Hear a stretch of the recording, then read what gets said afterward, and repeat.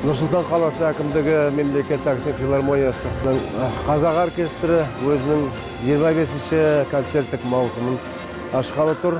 Бұл концерттік маусым қазақ оркестрі тәуелсіздігіміздің 30 жылдығына арнайды. Сондықтан да бағдарлама осы бағытқа, осы тақырыпқа лайық құрылған.